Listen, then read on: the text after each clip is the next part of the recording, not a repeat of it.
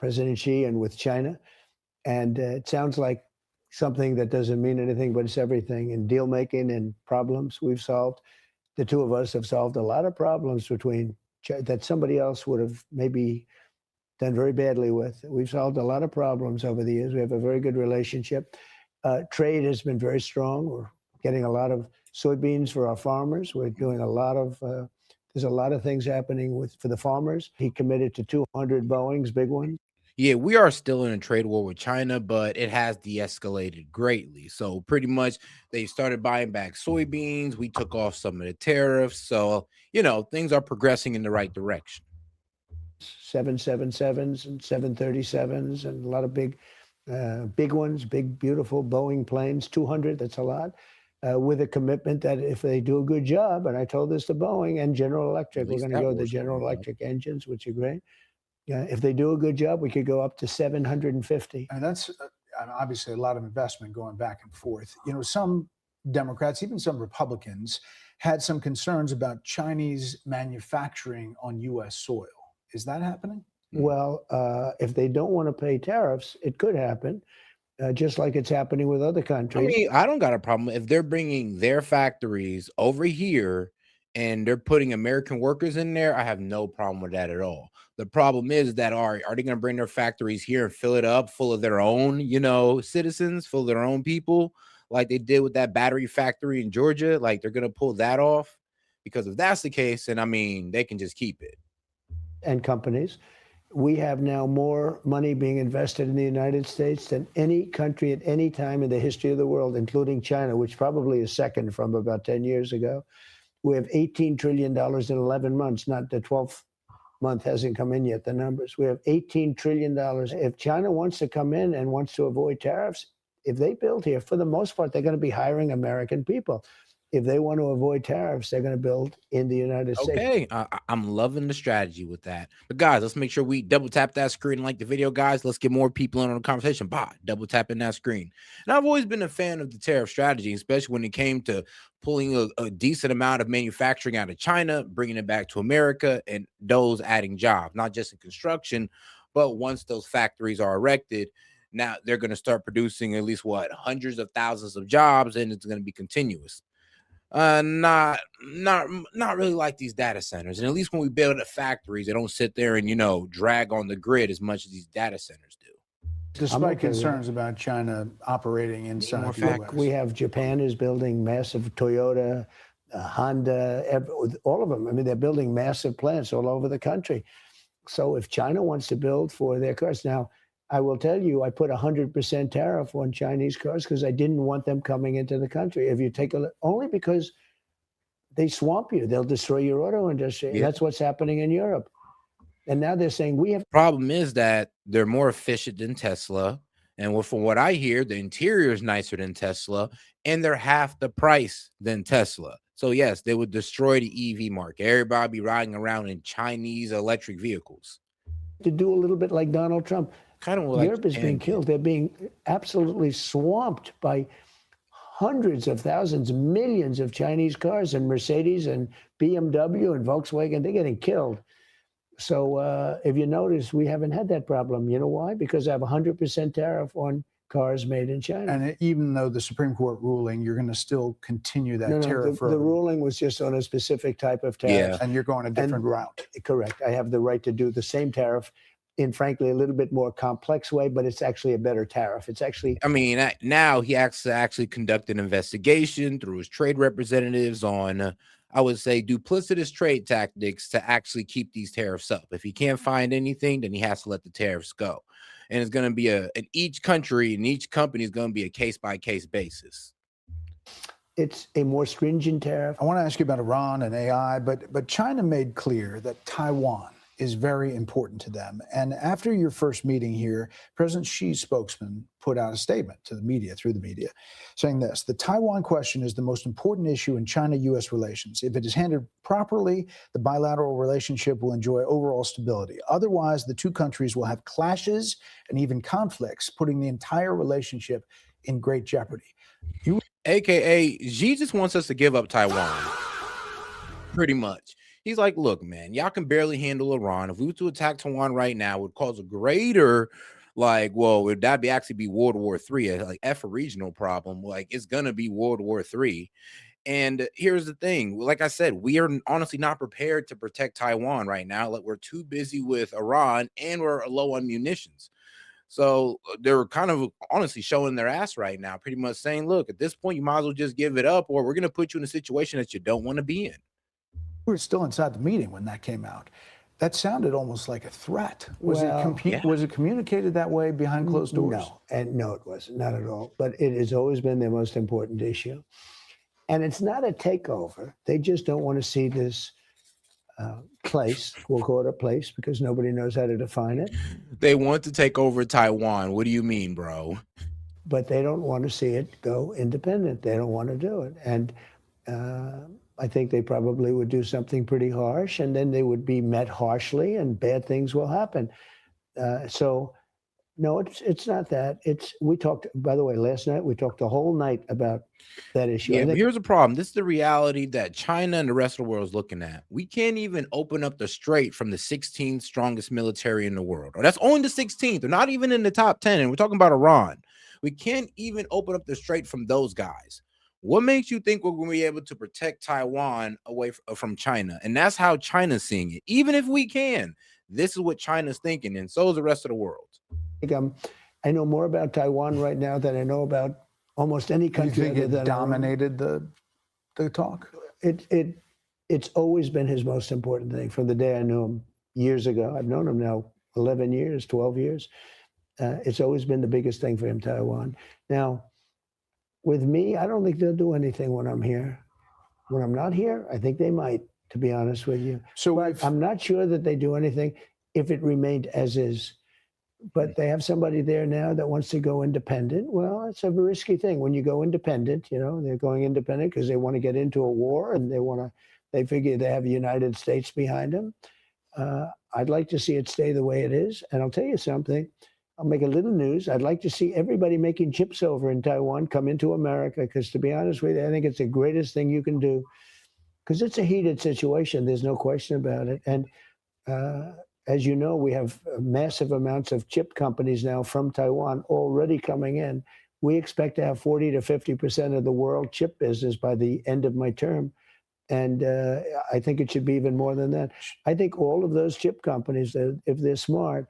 And guys, remember, the only reason why these chip companies are moving over like this, yes, we can also include Biden's CHIPS Act. Yes, there's some of them popping up from that as well. But also the 100% tariff on chips and semiconductors that Trump put on these companies if they don't bring their manufacturing back. And the only way to get a break on it is if they make a commitment to bring some of their manufacturing of their chips and semiconductors to America.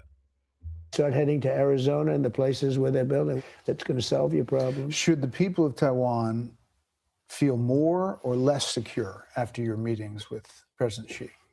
Neutral. Neutral. Has the policy changed at all? No, nothing's changed. U.S. policy? No, nothing's changed. I will say this. I'm not looking to have So guys, make sure to double tap that screen, like the video, guys. Let's get more people on the conversation by double tapping that screen. Somebody go independent, and, you know, we're supposed to travel 9,500 miles to fight a war. I'm not looking for that. I want them to cool down. I want China to cool down. But you're waiting on approving billions of dollars of weapons for Taiwan. That's right. Is that moving forward? Well, I haven't approved it yet. We're going to see what happens. What are you looking for? I may do it. I may not. And this is what China's pretty much saying. Like, don't send them those weapons, and we won't send Iran weapons. So like I said, we're kind of at a standstill right now. So yes, China's pretty much saying, now great, now that you got yourself in a conflict, now we can threaten to send one of our allies weapons, and that's going to cause you a problem, even though the Iranians are already using Chinese shoulder pad missiles, you know, Chinese. So yeah, it's already too late for that. But I guess what Xi's saying is that, well, you know, we'll send more if you guys go ahead and send Taiwan weapons. Do it. Yeah, what's your hinge point? Well, I'm not going to say that, but I may do it. I may not do it. But we're not looking to have wars. And if you kept it the way it is, I think China's going to be okay with that. But we're not looking to have somebody say, let's go independent because the United States is backing us. You know. So President Xi probably liked that you haven't approved the weapons to Taiwan. I would say like is maybe too strong a word because he thinks I could do it with just the signing of my signature, unlike Biden who couldn't sign his He signature. likes it. No, I'm holding that in abeyance, and it depends on China. It depends. It's a very good negotiating chip for us, frankly. It's a lot of weapons. It's $12 billion. It's a lot of weapons. But, you know, when you look at the odds, China's a very, very powerful, big country. That's a very small island. It's, you think of it, it's 59 miles away, 59 miles. We're 9,500 miles away. Oh, guys, you got any question, comments, jokes, or disagreements? Feel free to super chat it in. I'll be happy to read it out loud and engage it, and of course, post it on the screen.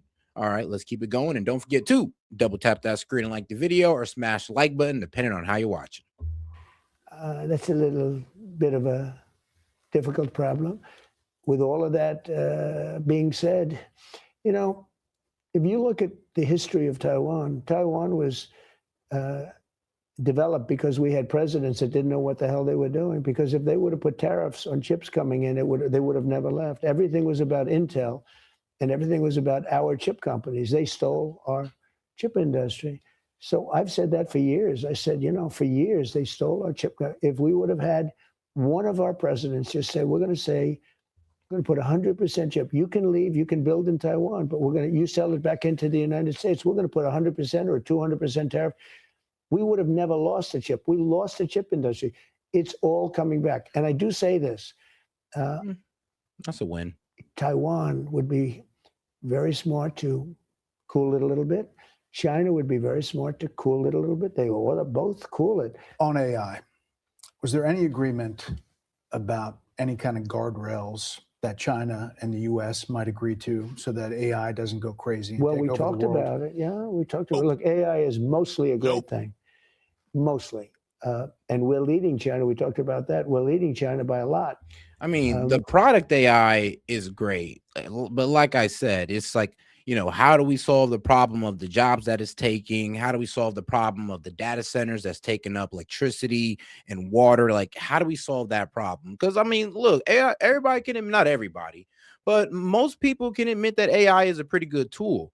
But at what cost are you guys willing to develop this tool? And if it's at the cost of American jobs and, you know, electricity and water, then I don't think we're going to be down with that. I really don't think we are. Actually, most people aren't. And they're already voicing their complaints about the data centers. And of course, what was it last year when the job reports were reporting that most of these layoffs came about because of AI advancement? So, yeah, we actually do got to talk about that. I gave the right for AI to build their own electric producing plants. That's a big deal.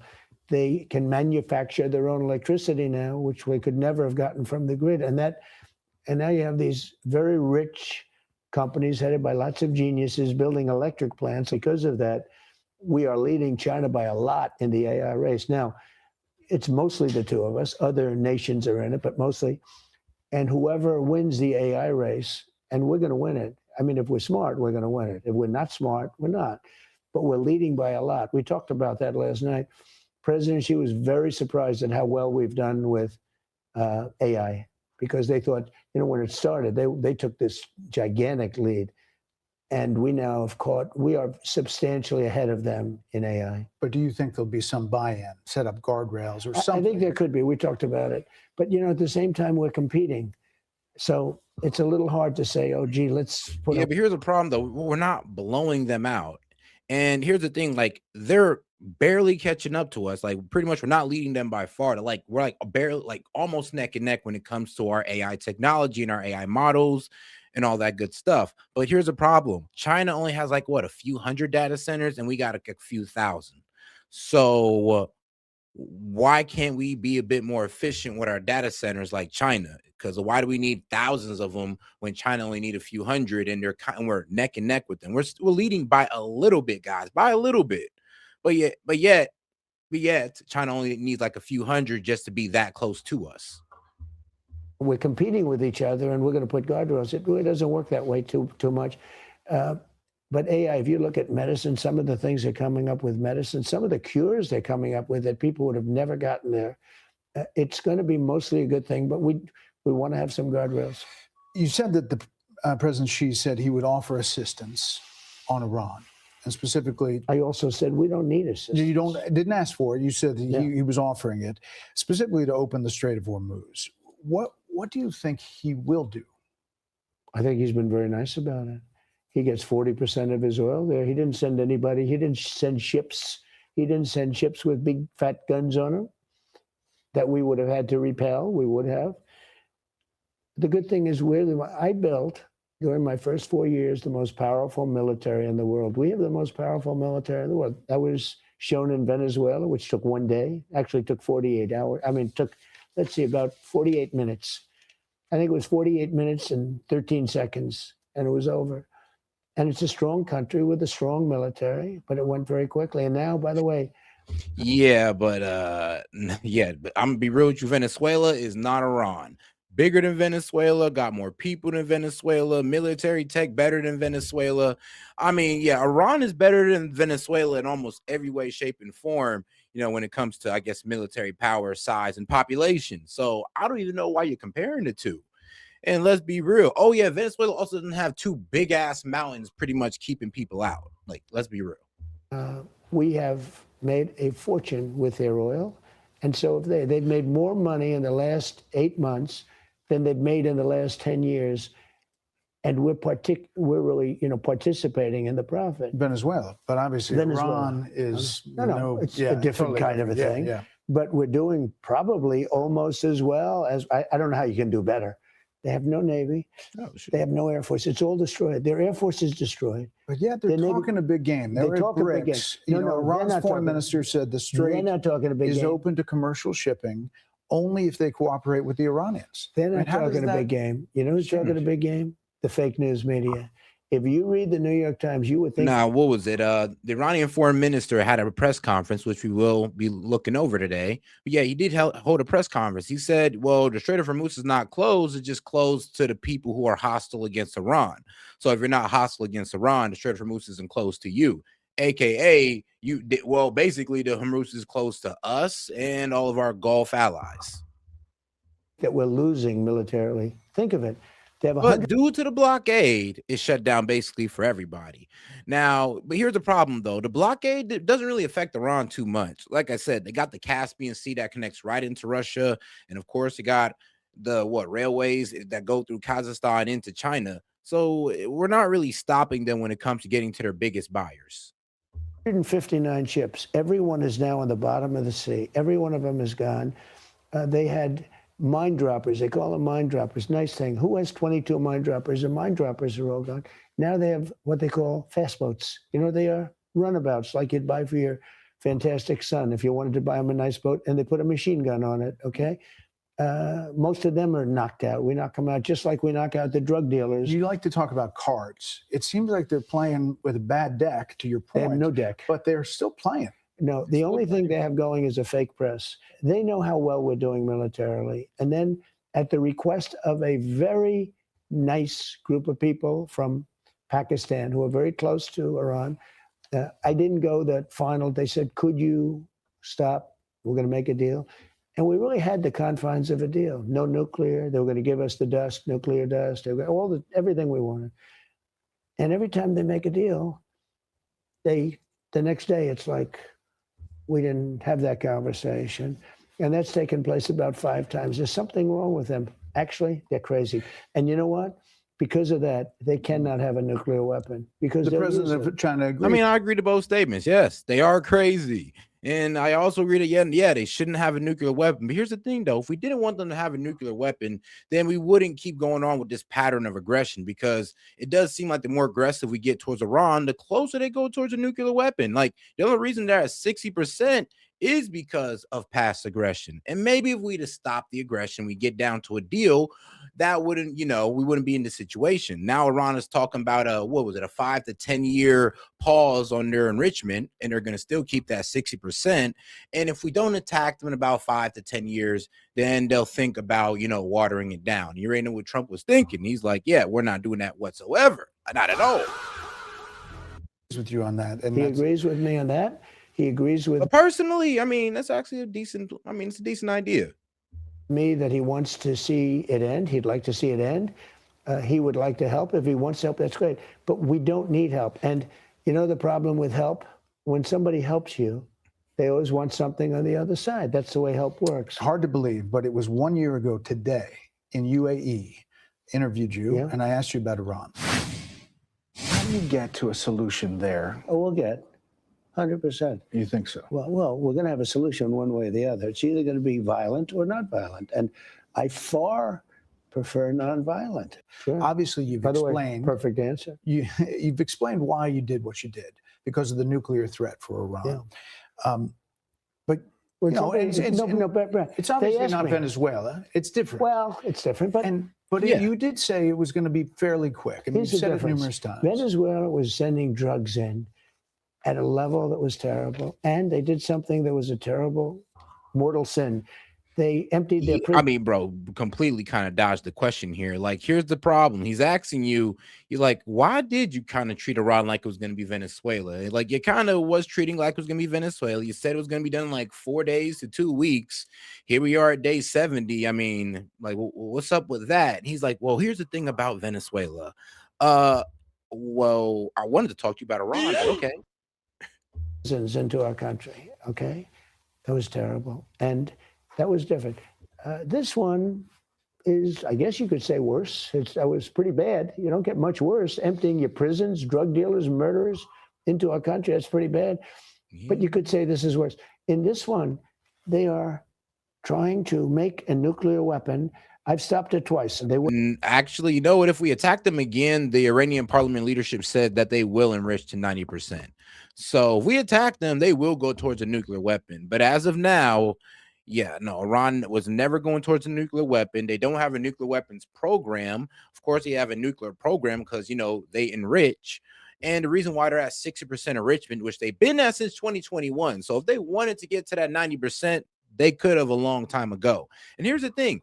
Even if they wanted to go towards that 90%, we would catch them in the act of doing so. And yes, it would be a race against the time, but trust me, when they do it, we'll know. Would have had it 2 years ago. They would have used it already on Israel and the rest of the Middle East. Look at all the missiles shot at people that didn't think they were even involved. Qatar, Saudi Arabia, UAE. Look at all. I mean, Bahrain, Kuwait. They got all shot at. Nobody thought they were even involved in this thing. They would have used a nuclear weapon on the Middle East. One thing I'll make clear right now, they said very. Oh, guys, if you've got any questions, comments, jokes, or disagreements you want read out loud, you can go ahead and super chat it in, $2 and up. Appreciate the support, guys. And don't forget to double tap that screen like the video, guys. Let's get more people on the conversation. Don't forget to subscribe to the channel as well by hitting that icon above. All right, let's get right back into it. Specifically, because I deal with them. I said, we're taking the nuclear dust.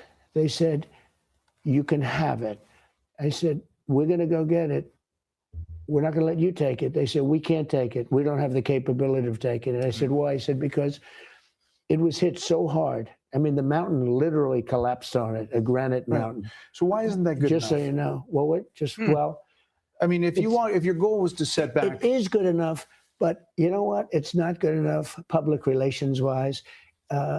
It's important, you know, it's important. It's probably good enough for a different reason, though. Space Force, which I created, has got cameras, 9 different cameras in space on that site.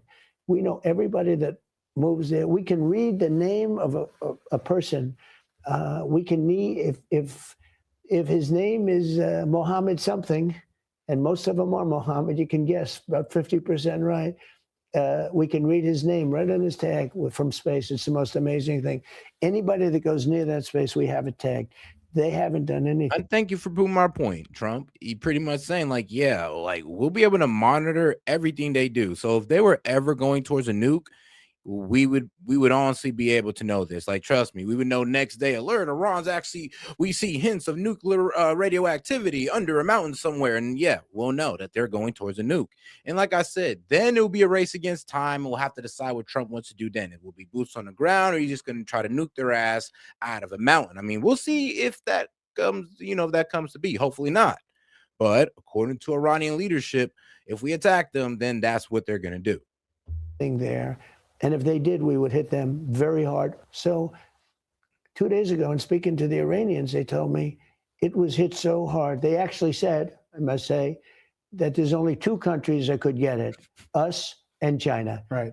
They said us and China, that they don't have the capability of getting it because it was so. Nah, somebody came in as like, the fake Chud, the white guy that walks around calling black guys the N-word and all that good stuff. I actually covered that.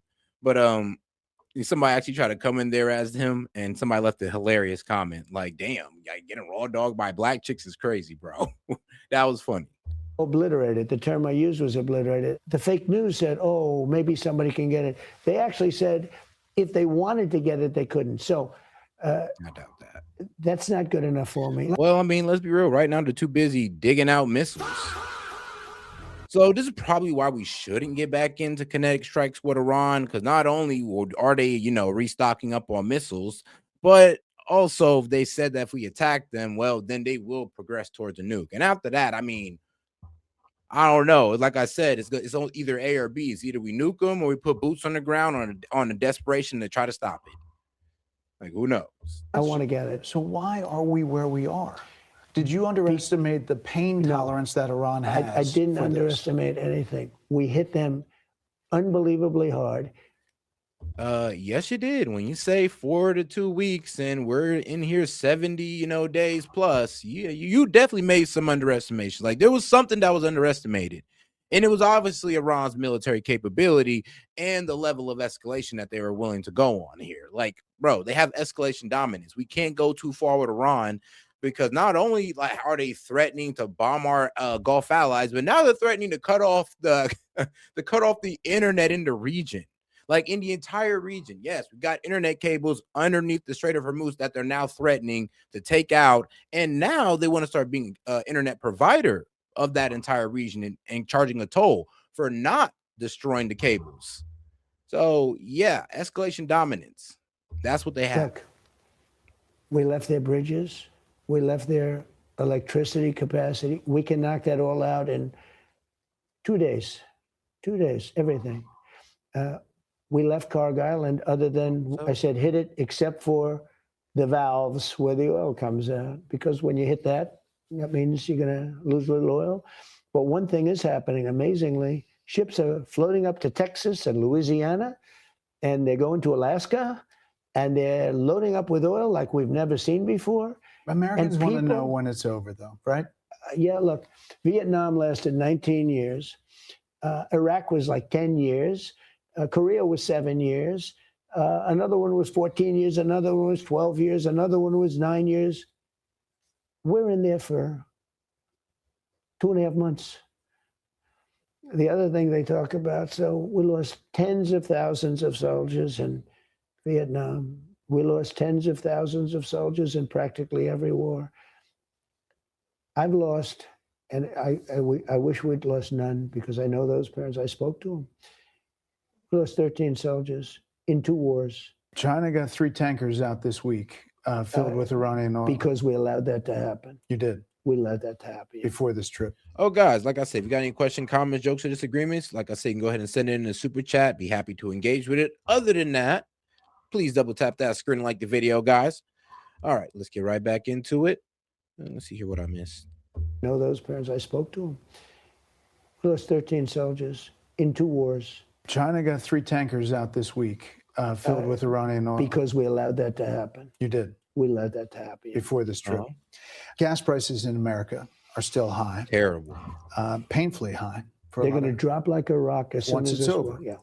Yeah, no, that's not realistic. Like I said, it's going to take months for the pretty much the global supply chain to catch up. Like, we're months behind when it comes to our oil, fertilizer, all that good stuff. So it's going to take at least about 6 months for that to catch up. And that's if we end it now. So no, if Trump was to end this war today, yeah, the damage is not going to be fixed overnight. Painfully high. As much as I wish it drop would. like a rock as soon Once as it's over. Yeah, painfully high though now, and could be creeping higher lower than before it's Biden. done. Excuse me, lower than Biden, and much lower than people thought they'd be. This inflation number is going up. You're right. It's much lower than President Biden's was, but it's going up under you. The numbers are. You can. Yeah, and here's the thing. Like, we were at like 2.4. We were at 2.4% inflation before this war. I want you to all remember that. 2.4 inflation before the war. Now we're at 3.8. And gas prices then went up over $1. And of course, yes, the Producer price index, yeah, up 6%. So I'm sorry, but you can't really point out any benefits of this war, but you could really point out all the damage is done to the American people and the economy. Imagine Democrats and political pundits The people get it. jumped all over this The people statement get that it, you bro. made the other day. You were asked when you were leaving. What extent are American financial situations motivating you to make a deal? Not even a little bit. The only thing that matters is that Guys, let's get those likes up, man. We're only at 20 likes, man. Let's make sure we double tap that screen and like the video, guys, and let's go ahead and get those likes up. Like I said, double tap that screen.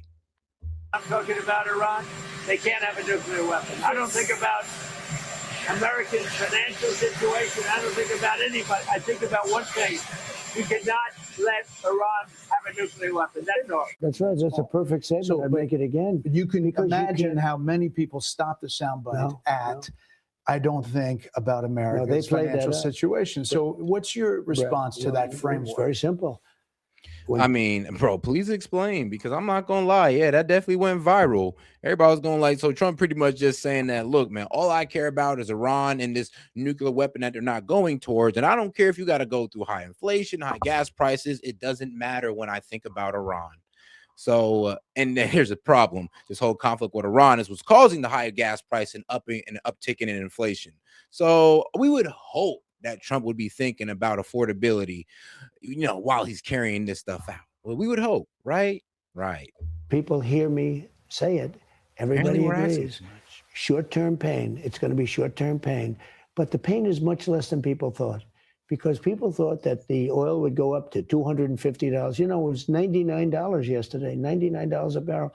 I thought it might go up to $200. I was okay with that. Not that I wanted it, but you cannot let them have a nuclear weapon. They will use it on us. They'll start off with Israel, wipe it out. The Middle East, wipe it out. It'll go to Europe.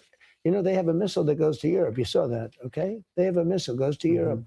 I have done Europe a very big favor. When you tell somebody you're going to have to pay a little more, not that much more, a little more for gasoline for a very short period of time, because we want to stop the threat of being blown to pieces by a lunatic, by a crazy person, and they are crazy, using nuclear weapons.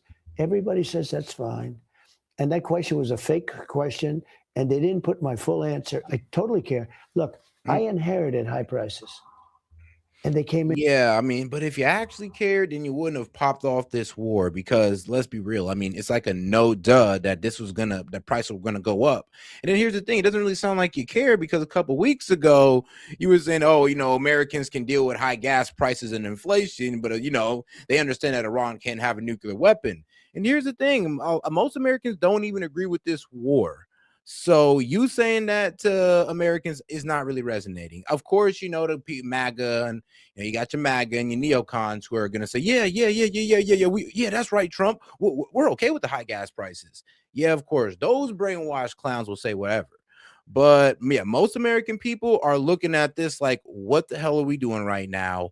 All we're seeing is negatives, but here we are with the administration trying to sell us a fairy tale about what's going on in Iran. In with the word affordability. My first press conference, 2 days in, and Biden didn't do press conferences. He'd go for years without doing, because he was incapable of doing it. He was an incompetent person. But my first question was about eggs. Eggs have quadrupled. What are you going to do? I said, eggs? Tell me about eggs. Tell me about the problem. Eggs have gone up 4 times. I said, I'll take care of it. By the way, I did take care of it. But they came up with a word, because they are good. They're rotten with policy. They're horrible politicians. In many cases, we have a new name. They're Democrats. I call them Democrats, not Democrats. They're Democrats. A lot of low IQ people. You have Ilhan Omar saying World War XI. She said she was referring to World War II. She said World War XI. These people are destroying our country, and we have to stop it. President Xi said something yesterday. He talked about, and he wasn't referring to the last 15 months. He talked about America is a nation in decline. And I said, you're right. But he wasn't talking about, because he said what you've done in 14. No, because it was kind of crazy, because I think we all heard Xi right. He was pretty much talking about how the U.S. is in decline as a world power. And he said it straight to your face as you just sat there and just nodded along like, yep. Yeah, that was not a good look. And then now he got to come back on the jet or come back on True Social. Like, no. He wasn't saying that about my administration or America right now. He was talking about under Biden. No, she was actually bold enough just to say it to your face. 15 months is. And I'll be real with you. I mean, this war kind of proved him right. I mean, there's a reason why he's saying it. A miracle. When you hear Trump voters, Alex says, I voted for you 3 times. He can't handle the costs. And he's not for this foreign conflict. I hate it, Brett. He's not for the foreign conflict. But Roy in Pennsylvania, he's a retired farmer. He can't handle the fuel going up. And he says he's going to come down very fast. And so, look, I'm disappointed. I'm just telling you what they say. When you say to him, Roy, Alex, we got a problem. We just hit the highest stock market price ever. By the way, then when I went in, now again, it's higher. With the war, it's higher than it was when I went in. Think of that. I agree. The 401ks at their all-time high. There are more people working right now in the United States of America than at any point ever in the history of our country. Detroit Free Press, a state that you won. While champagne flowed on the trading floor and President Donald Trump celebrated record highs, pessimism spread like wildfire outside Wall Street's doors, straight into the kitchens of average American families. There is this sense that, something is changing. Whether they can hold on and believe that you're going to get them to Brett, I have to do what's right. I said to my people, no, you don't. We just hit 50,000 on the Dow. That wasn't supposed to happen for 5 or 6 years. And here's the problem. That's like such an out of touch take when it comes to, talking about affordability for Americans, because just because, the corporations are turning over $1. I mean, like I said, that's great. That's fantastic. But that doesn't translate over to, affordability for your average American or your everyday American. It doesn't. Just because the stock market is green doesn't mean that prices are going down. I would hope he'd understand that. So telling the Americans how the billionaires and millionaires are making money is not really making them feel better. But it's actually really not even a good talking point, to be honest with you. I did it in my first year. We just hit 7,000 on the S&P. That was even less of a chance than the Dow. It was just announced 401ks are at their all-time highest that they've ever been. All these things happened, and I said, I'm sorry to do this to you, but we have to stop this group of very crazy people. Now, those people are gone. They've been eliminated. The second group has been eliminated, and some of the third group. In a way, we've eliminated so many leaders that it's almost, I'm trying to figure out who the hell are we dealing with, all right? Who are you dealing with? But, we're dealing with people that I think are right, but they're afraid to make a deal. They don't know how to make a deal. They've never been put in this position before. So you're going to hold out until they do? Well, I'm going to do what's right. I have to do what's right. But the strait should be open, right? It should be open. Look, see, to stop the strait is very easy. All they have to do is say, we dropped a mine in the strait someplace. So you're at a little disadvantage, but that's okay. The strait will be open. They will not have a nuclear weapon, and the world will go on, and you will see gasoline prices drop. Energy prices generally drop like no. Don't forget, they have a lot of boats that are loaded up with oil that are going to bring the oil out as soon as this is over. And I think it's going to end fast. They've been holding up the world for many, many years with the strait. They've used this many, many times. They said, we'll close the strait. They've closed it in the past. They use it as a weapon. They're not using it as a weapon with me. And what yeah. Oh, yes, they are. I mean, they're doing it right now in our face. So, yes, they are using the strait as a weapon. And here's the problem.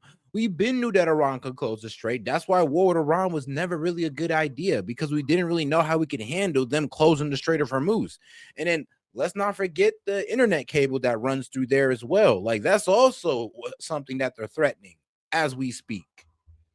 And actually what President Xi said last night, sort of smiling about it, he said, well, they close the strait and then you close them. But you think they're going to capitulate sometime soon? Yeah, sure. Okay. I have no doubt. Mr. President, stand by if you... Oh, guys, and like I said, if you got any questions, comments, jokes, or disagreements, I'll be happy to read it out loud and engage with it. Just $2 and up. Appreciate your support.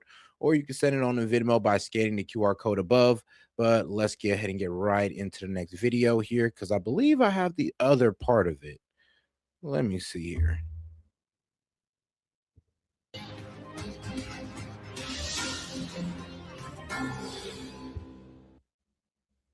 All right, I do. Welcome back to Beijing and our conversation with the President of the United States.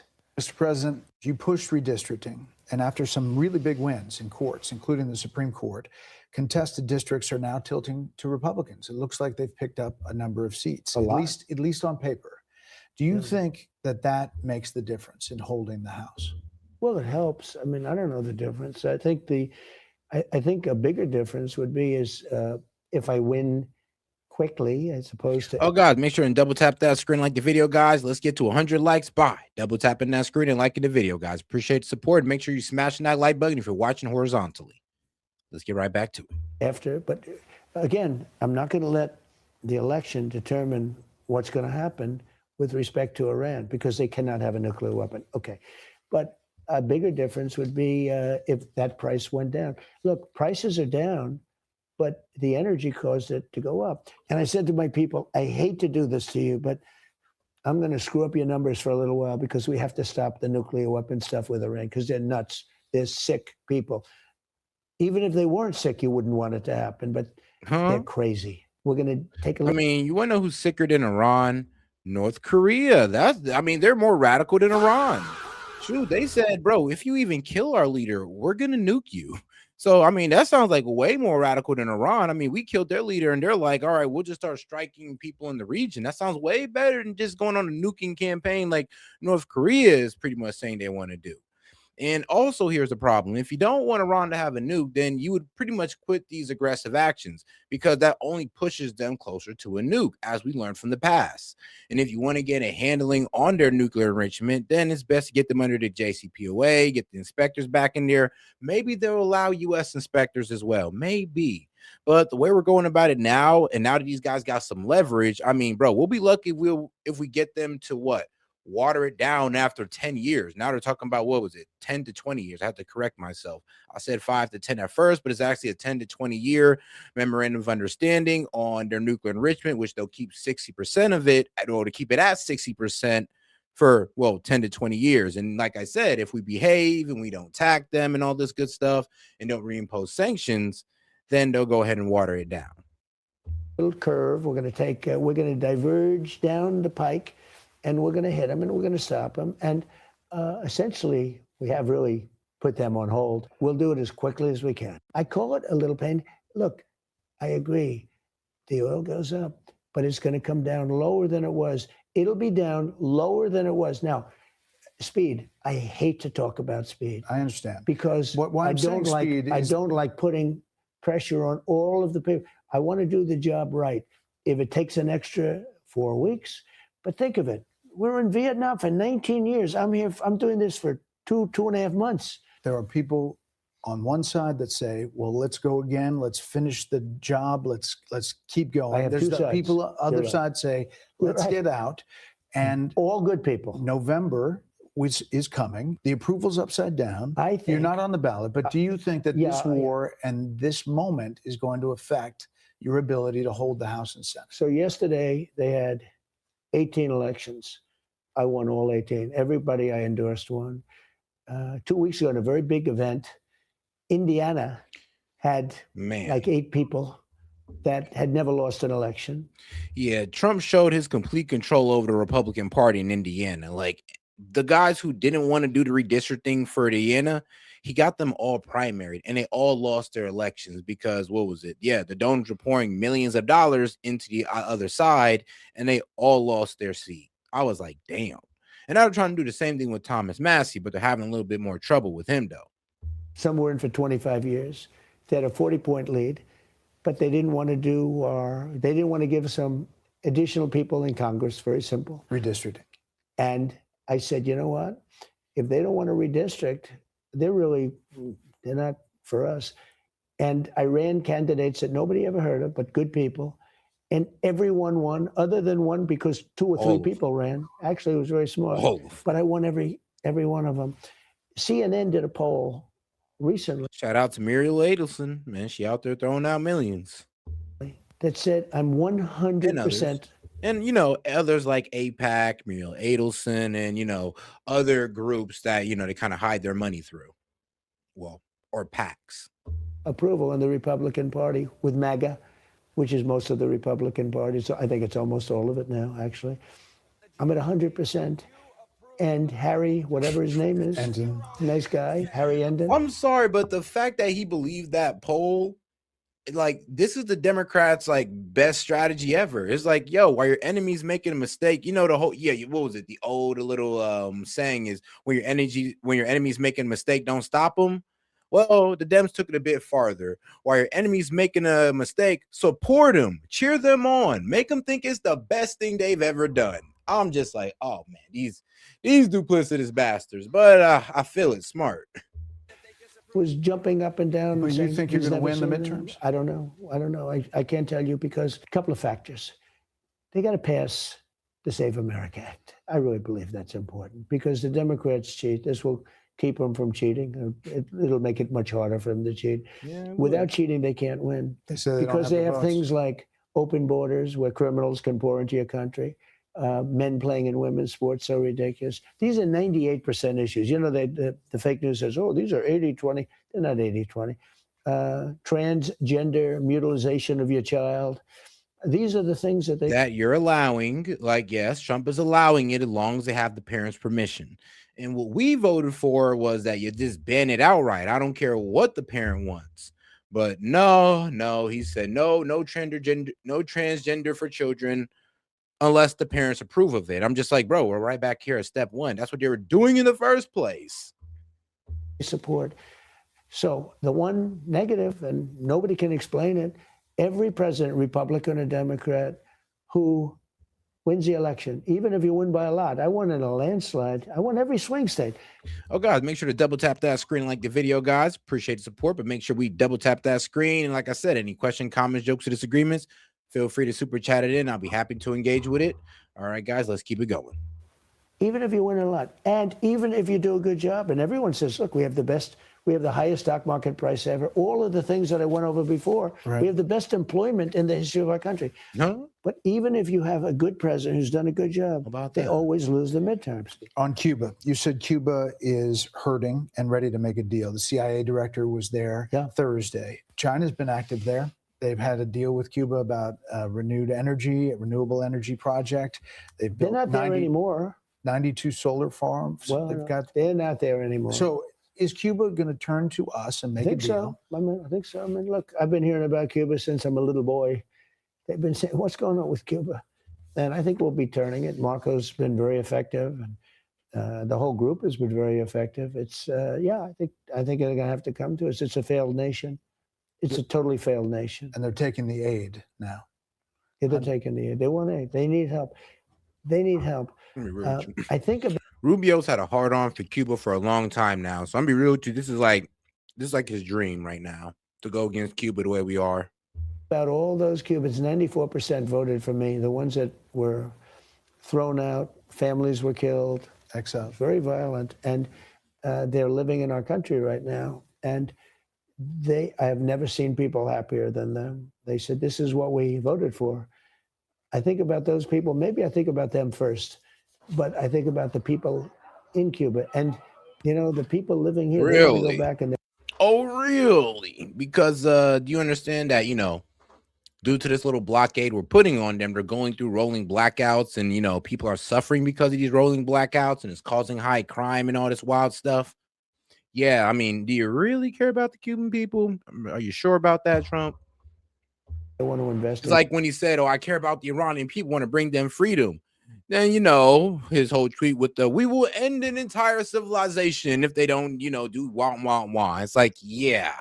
Like, is it that type of caring about the people? Because I don't know if they want that. Cuba, they want to bring Cuba back, et cetera, et cetera. It's a good thing. We're going to give them that option. Let me end with this. Back here in China, any talk about human rights? There was some hope that you were going to get Jimmy Lai on the plane to Air Force One. I talked about it. I talked about it at length. I talked about Jimmy Lai, and I talked about two other people. Right. The pastors, the religious folks. I talked about the pastor.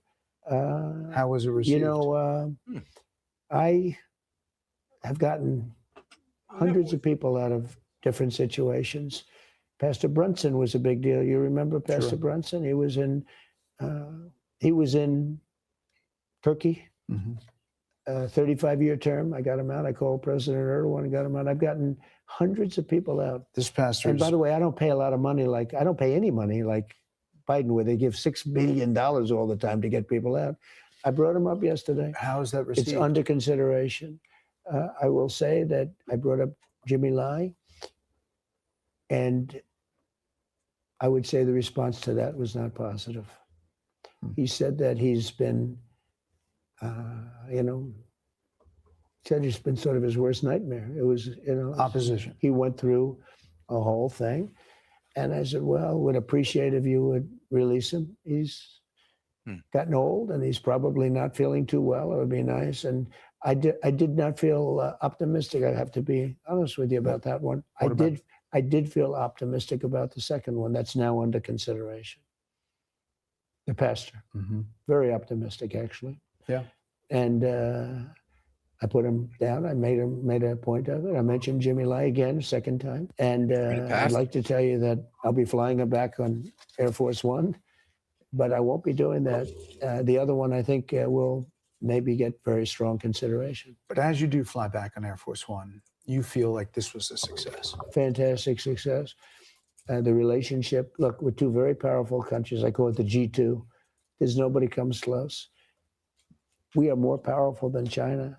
We were heading in the wrong direction. We were going to be a failed nation. We were doubling our welfare, and nobody was investing here. We have $18 trillion coming in. I mean, I was congratulated by President Xi in front of both groups he said, I've never said anything like it. I like him, he likes me. That's a good thing. You have two very powerful nuclear nations, and having good relations at the top is very important. We've known each other for 11 years now. We've been dealing with each other for a long time. And you'll have him to the White House in September. He's going to be coming. I mean, nobody want hostile tensions with a nuclear power. I mean, and here's the problem. That's why if Iran get a nuke, all hostile tensions will cease to exist because, well, like I said, when you got a nuke, people just tend to leave you alone. I mean, I stay saying this, North Korea has now been vindicated. In September or Thanks November. Thanks a lot, guys. Thanks a lot. But I think they've set a date, September 24th, something like that. And it'll be an honor. We're going to do a fantastic job, just like they did here. People that study this said there has never been a celebration like they had over the last 2 years in China with a foreign leader coming in. There's never been anything like it. He went all out, from the children to the military. What a beautiful group of military that was. But there's never been, and last night's event was incredible, actually. Mr. President, we appreciate the time. Thank you. Thank you very much. Thank you very much.